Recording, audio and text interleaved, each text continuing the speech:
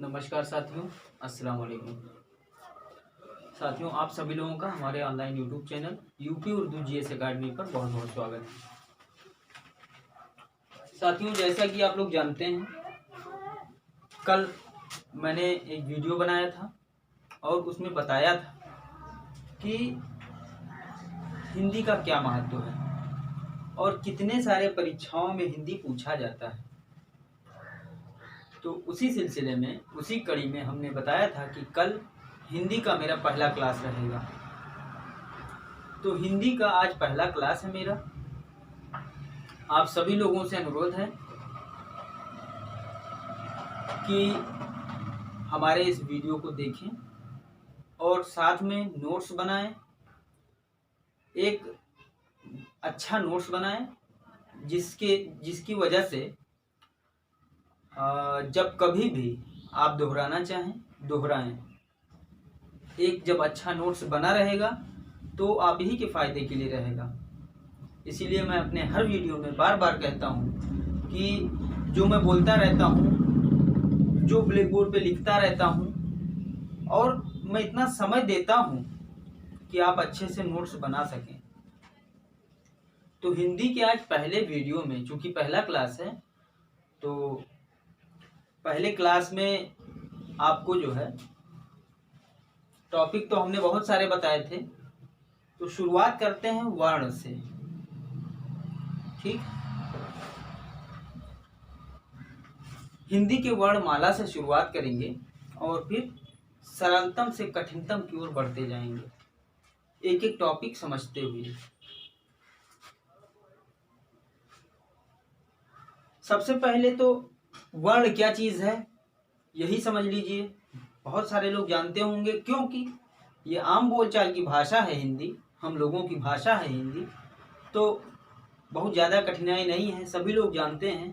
लेकिन कठिनाई के उस स्तर को हमको पहुंचना है, कठिनाई के उस स्तर को पाना है जो आयोग हमसे पूछता है।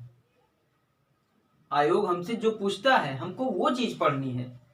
हमको इतनी मोटी किताब नहीं पढ़नी है। इतनी मोटी किताब पढ़ने के लिए बहुत सारा उम्र पड़ा हुआ है। जो आयोग हमसे पूछता है, जो वो हमसे चाहता है, हमें उसको पढ़नी चाहिए।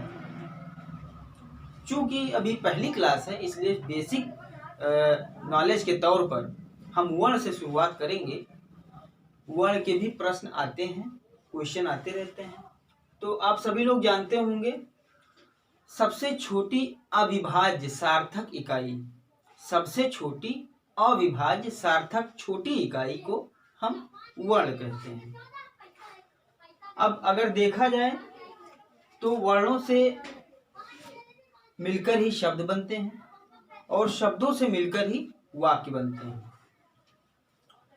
तो हिंदी वर्णमाला जो है साथियों, दोस्तों, हिंदी जो वर्णमाला है उसको दो भागों में सभी लोग जानते हैं। उसमें स्वर भी होता है और व्यंजन भी होता है। तो इस तरह से हिंदी वर्णमाला को दो भागों में हमने बांटा। एक तरफ लिखा स्वर और एक तरफ लिखा व्यंजन, वॉवेल और कॉन्सोनेंट्स। कितने स्वर हैं, कितने व्यंजन हैं, स्वर के कितने प्रकार हैं और व्यंजन के कितने प्रकार हैं। धीरे धीरे हम लोग इसी कड़ी में आगे बढ़ेंगे। तो सबसे पहले हम आइए देखते हैं कि जो वर्ण है, हमने आपको बताया कि वर्ण क्या है। सबसे छोटी अविभाज्य इकाई, सबसे छोटी अविभाज्य सार्थक इकाई। ठीक है, सबसे छोटी, एक बार फिर से बता दें कि सबसे छोटी अविभाज्य सार्थक इकाई जिनको हम ध्वनियों के रूप में जानते हैं या ध्वनियों के रूप में लिखते हैं। पूरी परिभाषा यही है कि सबसे छोटी अविभाज्य सार्थक इकाई जिनको हम ध्वनि के रूप में लिखते हैं या ध्वनि के रूप में जानते हैं, उनको हम क्या कहते हैं? वर्ण। अब हिंदी वर्णमाला में अगर हम हिंदी वर्णमाला का विभाजन करें तो हिंदी वर्णमाला में स्वर भी पाए जाते हैं और व्यंजन भी पाए जाते हैं। तो सबसे पहले हम हिंदी वर्णमाला में विभाजन करेंगे दोनों का। तो एक तरफ तो आपको स्वर मिलेंगे और एक तरफ व्यंजन मिलेंगे। अब आप सोच रहे होंगे कि अभी तक सर वर्ण की बात कर रहे थे और ये स्वर और व्यंजन कहाँ से आ गया। तो जो वर्णों की बात हम कर रहे थे, तो हिंदी वर्णमाला में वर्ण ही लिखे हुए हैं, ठीक है, हिंदी वर्णमाला में वर्ण ही लिखे हुए हैं। और जो हिंदी वर्णमाला होती है, उन वर्णों में, हिंदी वर्णमाला के उन वर्णों में कुछ स्वर होते हैं और कुछ व्यंजन होते हैं। तो कौन से स्वर होते हैं और कौन से व्यंजन होते हैं, इन चीजों को हम देखेंगे, इन चीजों को हम देखेंगे और अच्छे से समझेंगे। तो देखते हैं हम लोग कि जो हिंदी वर्णमाला का छोटा आ से लेकर के हिंदी वर्णमाला, तो हिंदी वर्णमाला जो भी है, तो हम देखेंगे हिंदी वर्णमाला में स्वर और व्यंजन को। तो हम शुरुआत करते हैं स्वर से। सबसे पहले तो ये हम आपको बताना चाहते हैं कि वर्णमाला क्या है। अभी तक तो हम वर्ण की बात कर रहे थे, अब वर्णमाला कहाँ से आ गया, ये क्या है। तो वही हम बता रहे हैं कि वर्णों का एक व्यवस्थित समूह, वर्णों का एक व्यवस्थित समूह उच्चारण के स्थान के आधार पर, उच्चारण स्थान के आधार पर वर्णों का एक व्यवस्थित समूह होता है, उसी को हम वर्णमाला कहते हैं।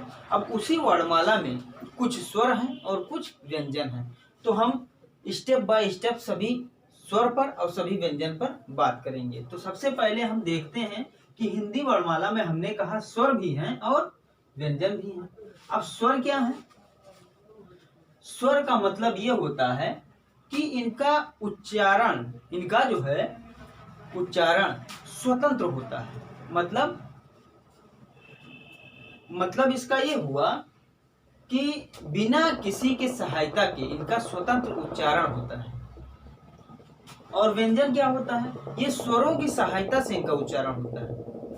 व्यंजन का उच्चारण स्वरों की सहायता से करना पड़ता है, लेकिन स्वर जो स्वर होता है, ये स्वतंत्र उच्चारण इनका होता है। इनको किसी तरह की, किसी प्रकार की सहायता नहीं लेनी पड़ती है। लेकिन व्यंजन को वहीं पर स्वरों की सहायता लेनी पड़ती है, तब इनका उच्चारण हो पाता है। स्वरों को किसी से कोई सहायता नहीं लेनी पड़ती है, स्वतंत्र उच्चारण होता है। व्यंजन को स्वर की सहायता लेनी पड़ती है। अब हम आपसे स्वर के बारे में पहले बात करेंगे। जब स्वर के बारे में बात करेंगे तो स्वर के बारे में कितने टाइप के स्वर हैं, कौन कौन से स्वर होते हैं, कितने प्रकार के होते हैं, कितने खंडों में बांटा गया है। जब ये पूरा हो जाएगा स्वर, उसके बाद हम बात करेंगे व्यंजन पर। तो पहले हम बात करते हैं स्वर पर। अच्छे से समझिएगा, बहुत कुछ हिंदी में पढ़ना है। जितने टॉपिक हमने बताए थे, शुरुआत बेसिक इकाई से हुई है, इसलिए ज्यादा परेशान नहीं होइएगा, धैर्य रखिएगा। अब स्वरों से हम शुरुआत करते हैं। हमने बताया ना कि स्वर स्वतंत्र उच्चारण वाले होते हैं। स्वर में देखिए, अगर देखा जाए तो शुद्ध स्वर उच्चारण के आधार पर 10 होते हैं। उच्चारण के आधार पर शुद्ध स्वर 10 होते हैं। उच्चारण के आधार पर शुद्ध स्वर 10 होते हैं, ठीक है। कौन कौन होते हैं? देखिए, अ आ, ई उ ऊ, ए ऐ, ओ औ, ठीक है। उच्चारण के आधार पर कोई अगर पूछे कि उच्चारण के आधार पर स्वरों की संख्या बताइए, तो आप तुरंत बताइए 10 होते हैं। अ आ, ई उ ऊ, ए ऐ, ओ औ, मतलब छोटा, बड़ा, छोटी, बड़ी, छोटाऊ, बड़ाऊ, ए ऐ, ओ औ। उच्चारण के आधार पर हो गए 10 स्वर। वहीं पर मानक स्वरों की अगर बात की जाए, एक गुरु हैं कामता प्रसाद, मानक स्वरों की अगर बात की जाए तो इन्होंने कहा कि स्वरों की संख्या कितनी होती है? 11। इन्होंने कहा मानक स्वरों की संख्या 11 होती है। इन्होंने क्या बढ़ा दिया? 10 तो पहले से थे, इन्होंने एक और बढ़ा दिया। क्या बढ़ाया? ऋण। ये इन्होंने ये ऋण बढ़ा दिया।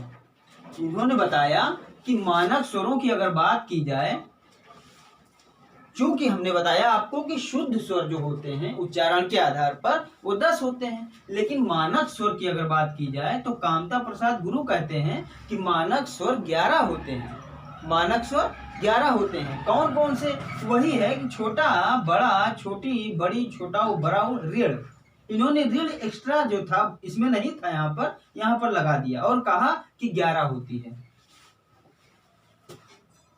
फिर अगर हम बात करें कि हिंदी वर्णमाला में स्वर कितने होते हैं, हिंदी पूरे वर्णमाला में कितने स्वर होते हैं, तो हिंदी वर्णमाला में स्वरों की संख्या 13 बताई गई है।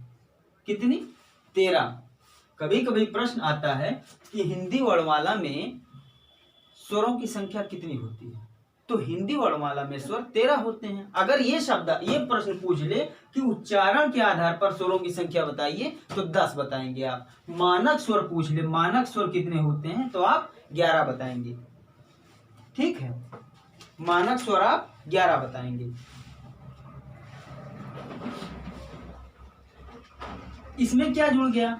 इसमें अंग और आह, अंग और आह जुड़ गया। हालांकि ये अंग और आह अयोगवाह है, अयोगवाह है। पूछ लेता है प्रश्न में, 4 विकल्प दे देता है, छोटा, बड़ी, अंग और बड़ा। पूछ लेता है कि अयोगवाह कौन सा है, तो आपको जब पता रहेगा कि अंग और आह दोनों ही अयोगवाह होते हैं तभी सही विकल्प कर पाएंगे। तो अंग और आह दोनों अयोगवाह होते हैं। अब देखिए, धीरे धीरे हम लोग मेन मुद्दे पर बढ़ रहे हैं, धीरे धीरे मेन मुद्दे पर बढ़ रहे हैं। अब यहां से आ गए कहां?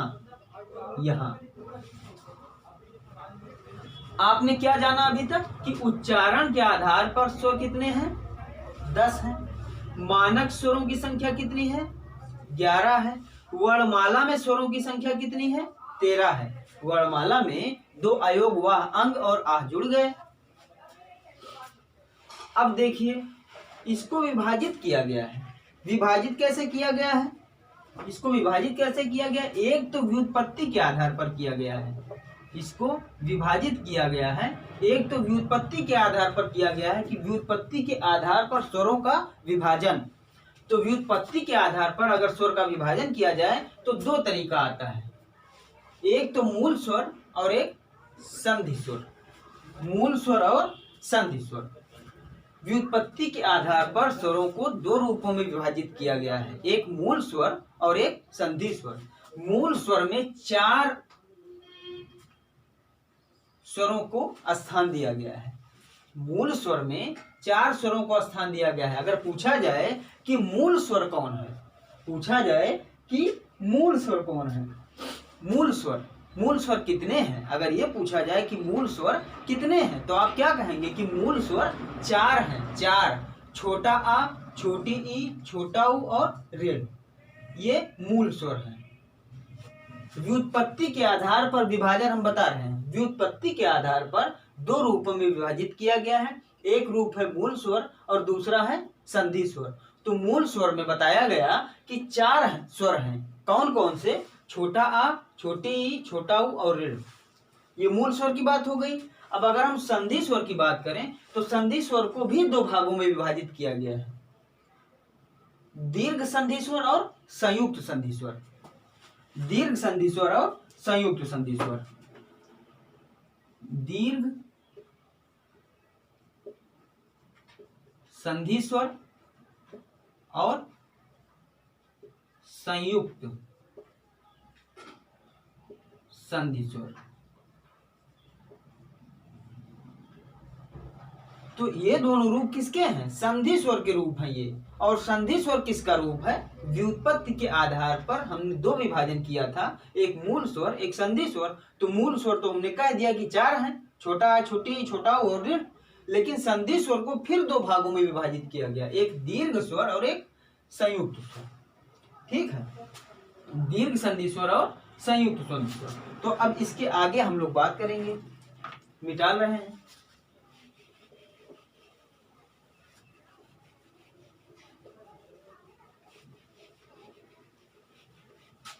इसके आगे अगर हम बात करें तो हेडिंग डालेंगे दीर्घ संधि स्वर। अगर हम ये समझना चाहें कि दीर्घ संधि स्वर है क्या, इसका क्या मतलब है, क्योंकि दो हमने बताया, दो भाग संधि स्वर में, दो भाग हमने बताया कि दीर्घ संधि स्वर और संयुक्त संधि स्वर। तो अब दीर्घ संधि स्वर के बारे में हम चर्चा करेंगे कि ये क्या चीज है। तो समजातीय स्वरों के मेल से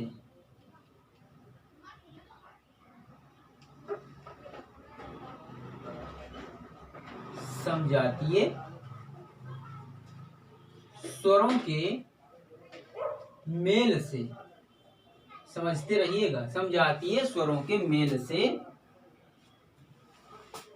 बने होते हैं। अब आप सोच रहे होंगे कि ये क्या चीज इन्होंने लिख दिया कि समजातीय स्वरों के मेल से बने होते। एग्जाम्पल देंगे ना भाई इसका। देखिए एग्जाम्पल जब आप देखेंगे तुरंत दिमाग में आ जाएगा। देखिए छोटा आ प्लस छोटा आ मिलके क्या होता है, बड़ा आ हो गया ना। तो ये कैसा स्वर है, ये दीर्घ जो है संधि स्वर है, दीर्घ संधि स्वर। ठीक, अगर हम कह दें छोटी ई प्लस छोटी ई मिलके क्या होता है, बड़ी ई, ये कैसा स्वर है, ये दीर्घ स्वर है भाई। वही तो हम बताने की कोशिश कर रहे हैं कि समजातीय स्वरों के मेल से बनता है ये। छोटी जुड़ा तो बड़ी बन गया, छोटा जुड़ा तो बड़ा बन गया, समझ गए। इसी तरह से और एग्जांपल इसी में ले लेते हैं कि छोटा ऊ और छोटा ऊ जब जुड़ेगा तो बड़ा ऊ होगा। तो ये कौन सा संधि है, स्वर है, कौन सा स्वर है ये, सॉरी संधि कह रहे थे, कौन सा स्वर है ये दीर्घ स्वर है। हमने बताया ना कि समजातीय स्वरों के मेल से, तो ये दोनों मेल हुआ तो बना तीसरा प्रोडक्ट, इन दोनों का मेल हुआ तो बना तीसरा प्रोडक्ट, इन दोनों का मेल हुआ तो बना तीसरा प्रोडक्ट। तो अब आप समझ गए एग्जाम्पल देख करके कि दीर्घ स्वर किसको बोलते हैं। अब हम आगे चलते हैं।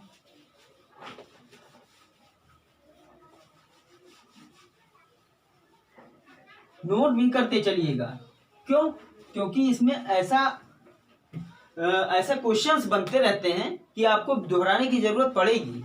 मैं मानता हूं कि हिंदी आम बोलचाल की भाषा है, लेकिन जितना आम बोलचाल की भाषा है उस हिसाब से आयोग नहीं पूछता है प्रश्न। आयोग वहां से प्रश्न पूछता है कि जहां आपका दिमाग नहीं जाता है। इसलिए हमको ऐसे पढ़ना है। अभी तो शुरुआती दौर है तो बेसिक बताना ही पड़ेगा। तो आयोग वहां से पूछता है प्रश्न जहां आपका दिमाग नहीं जाता है। तो आपको ऐसे पढ़ना पड़ेगा कि आयोग भी वहां तक ना पहुंच पाए जहां तक हम पहुंच जाएं। तो हमने आपको बताया दीर्घ स्वर, उसके बाद फिर आते हैं संयुक्त संधि स्वर पे। पहला था और दूसरा देखिए संयुक्त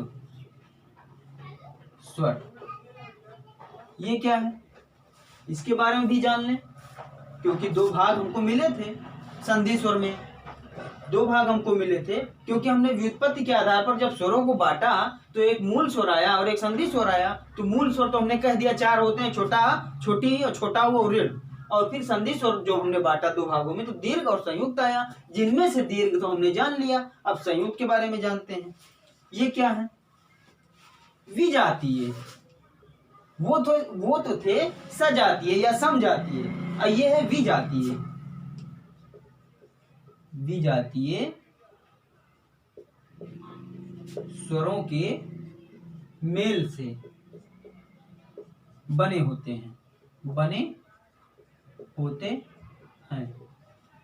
विजातीय स्वरों के मेल से बने होते हैं। अब सोच रहे होंगे कि ये क्या लिखवा दिए हैं, विजातीय स्वरों के मेल से क्या है, तो इसको भी समझ लेते हैं एग्जाम्पल के आधार पर। ठीक है,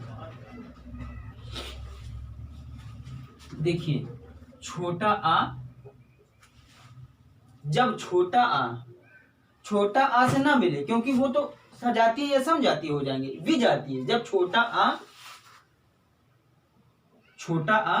या बड़ा आ, छोटा आ या बड़ा आ किससे मिले, छोटी ई से या बड़ी ई से। ठीक है, जब छोटा आ या बड़ा आ छोटी ई या बड़ी ई से मिलता है तो क्या बनाता है, ए, ठीक है, ए। छोटा आ या छोटी ई मिलता है तो ए बनाता है, बड़ा आ या बड़ी ई मिलता है तो ए बनाता है, ठीक है। तो ये विजातीय हो गए ना कि नहीं हो गए? बिल्कुल हो गए, क्योंकि छोटा आ और या बड़ा आ या छोटी या बड़ी की बात हो रही है, दोनों अलग अलग चीजें हैं। एक तो आ है और एक ई है। आ और ई मतलब विजातीय हो गए ना, अलग अलग। यहाँ पर क्या था, छोटा आ और छोटा आ की बात हो रही थी तो बड़ा आ बनता था। यहाँ छोटा आ छोटी की बात हो गई तो ए बना। क्या बना? ए बना। बड़ा आ बड़ी की बात होगी तभी ए बना। दूसरा एग्जांपल देखिए। दूसरे एग्जांपल में छोटा आ या बड़ा आ जब ए से मिलता है तो क्या बनेगा? आए बनेगा, ठीक है। ये समझने का प्रयास करें आप लोग, अभी शुरुआती दौर है। छोटा आ या बड़ा आ जब ए से मिलता है तो क्या बनता है? आए बनता है, समझ गए। फिर इसी में छोटा आ या बड़ा आ, छोटा आ या बड़ा आ जब छोटा ऊ या बड़ा ऊ से मिलता है तो क्या बनता है? क्या बनता है? ओ बनता है, ठीक है। तो इसीलिए हमने कहा कि विजातीय स्वरों के मेल से बने होते हैं कौन? संयुक्त स्वर। जैसे अब आप ये समझ लीजिए कि जहां भी ए देखिएगा, जहां भी ए देखिएगा समझ लीजिएगा क्या है ये? संयुक्त स्वर। जहां भी ए देखिए समझ लीजिए क्या है ये? संयुक्त स्वर। जहां भी ओ देखिए तो ओ क्या है ये? संयुक्त स्वर, ठीक है। समझ गए? अब मेन मुद्दा क्या आया हमारा निकल के, इन दोनों के प्रोडक्ट से क्या हमें निकल के मिला? ए मिला, ए मिला, ओ मिला, फिर औ मिलेगा, औ मिलेगा। यानी कि ए, आई, ओ और औ ये कौन से स्वर हैं? पूछ लिया जाए ये कौन से स्वर हैं तो आप कहेंगे ये संयुक्त स्वर हैं। और पूछ लिया जाए बड़ा, बड़ी, बड़ाऊ ये कौन से स्वर हैं तो ये कौन से स्वर हैं? दीर्घ स्वर। अब प्रश्न कैसे बनता है कि दीर्घ स्वरों की पहचान कीजिए। दीर्घ स्वरों की पहचान कीजिए। उसमें लिखा है छोटी ई, उसमें लिखा है छोटा ऊ, उसमें लिखा है ऐ, फिर लिखा है बड़ा आ। तो अब आप कौन सा टिक लगाएंगे? बड़ा आ ही लगाएंगे ना, छोटा आ तो लगाएंगे नहीं, क्योंकि ये बड़ा आ, बड़ी, बड़ाऊ ये सब कौन से स्वर हैं? दीर्घ स्वर हैं। और जहां भी आपको पूछे कि संयुक्त स्वर बताइए तो वहां आप देखिए कि ए जो है ए, आई, ओ, औ कहाँ लिखा हुआ है, क्योंकि वही है संयुक्त स्वर। समझ गए ना? तो अब आगे चलते हैं।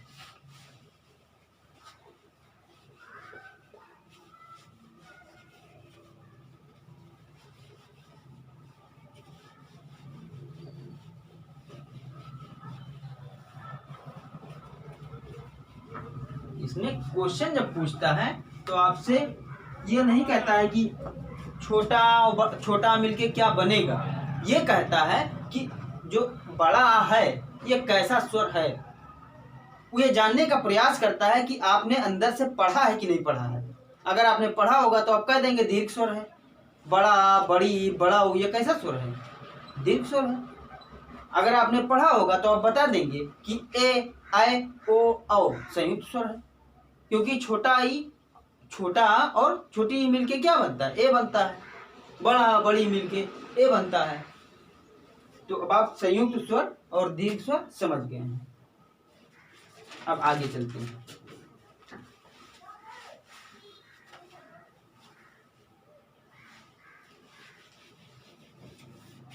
इसी में आगे है, हमने आपसे कहा था कि जो स्वर है उसको व्युत्पत्ति के आधार पर अगर हम बांटते हैं, व्युत्पत्ति के आधार पर, तो हमें दो तरह से बांटना है, मूल स्वर और संधि स्वर। तो मूल स्वर तो चार हमने बताया था, छोटा, छोटी, छोटाऊ और दीर्घ। फिर जो हमने संधि स्वर की बात की तो उसको भी दो भागों में बांटा, दीर्घ संधि स्वर और संयुक्त संधि स्वर। तो आप ये मतलब ये आप व्युत्पत्ति के आधार पर समझ गए। अब उच्चारण के आधार पर दूसरा क्या है? उच्चारण या मात्रा, उच्चारण या मात्रा के आधार पर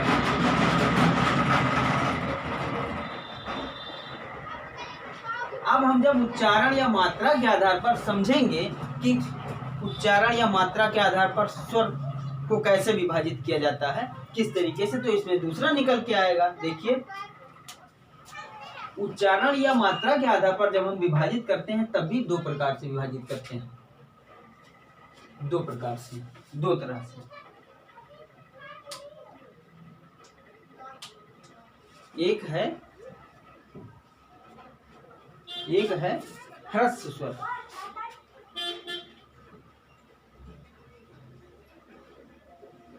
और एक है दीर्घ स्वर। एक है ह्रस्व स्वर और एक है दीर्घ स्वर। तो हमने आपको बताया था कि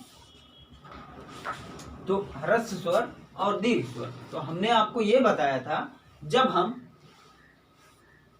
हम व्युत्पत्ति के आधार पर स्वरों को विभाजित कर रहे थे तो उस समय हमें मूल स्वर मिला था। कौन कौन सा मिला था?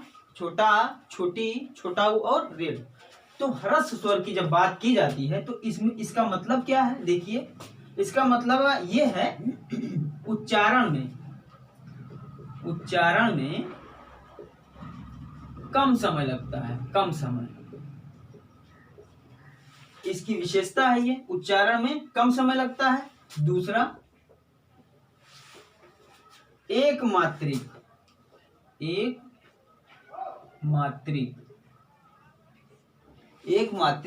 पहला तो उच्चारण में कम समय लगता है, दूसरा एक मात्रिक समय। वहीं पर अगर हम दीर्घ स्वर की बात करें तो यहाँ 2 गुना समय लगता है, 2 गुना समय लगता है। एग्जाम्पल दे रहे हैं हम दोनों का भी, आप समझ जाएंगे, 2 गुना समय लगता है, ठीक। और दूसरा, एक तो 2 गुना समय लगता है और दूसरा द्विमात्रिक होते हैं, द्विमात्रिक या गुरु स्वर। अब दोनों का एग्जाम्पल अगर हम देखें, दोनों का एग्जाम्पल देखें तो हमें दोनों में अंतर स्पष्ट हो जाएगा, इसीलिए हम एग्जाम्पल देंगे।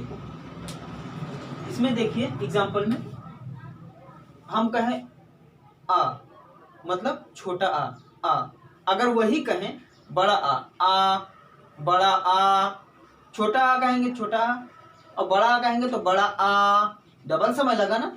तो इसमें आप छोटा आ रखेंगे, छोटी ई रखेंगे, छोटा ऊ रखेंगे, ऋ रखेंगे, इनमें कम समय लगता है। देखिए, छोटा आ, छोटी ई, छोटा ऊ, ऋ। इसमें देखिए, इसमें क्या रखेंगे? बड़ा आ और बड़ा ऊ, आए, और क्या रख सकते हैं? ओ,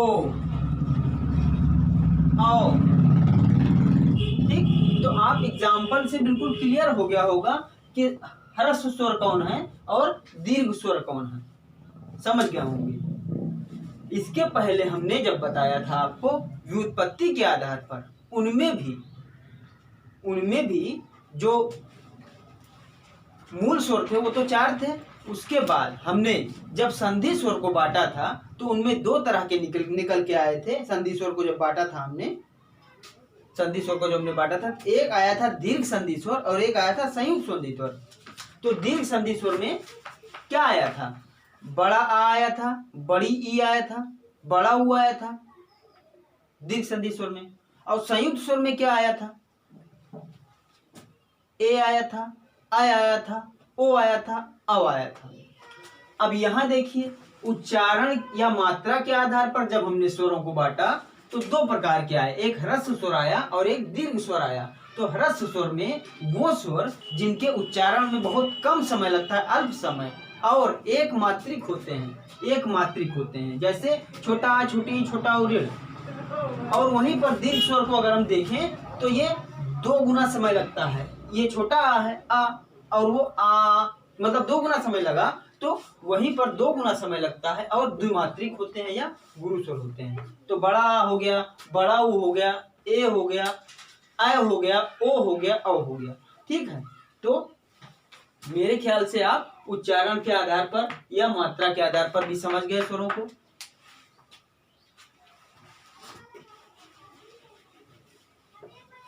तो आज चूंकि साथियों पहला क्लास था, इसलिए ज्यादा समय हम आज नहीं लेंगे।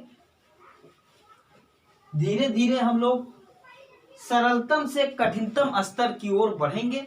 अभी आज पहला क्लास है, बेसिक जानकारी आपको मिली। मुझे उम्मीद है आपको समझ में आया होगा, और पूरा वीडियो देखने के लिए बहुत बहुत धन्यवाद। साथियों, हमारे इस क्लास को, हमारे ऑनलाइन यूट्यूब चैनल को आप सब्सक्राइब भी करें, शेयर भी करें, कमेंट भी करें और लाइक भी करें। मुझे बहुत खुशी मिलेगी और मुझे उम्मीद भी है कि आप लोग शेयर, सब्सक्राइब, कमेंट और लाइक जरूर करेंगे। तो बहुत बहुत धन्यवाद, शुक्रिया।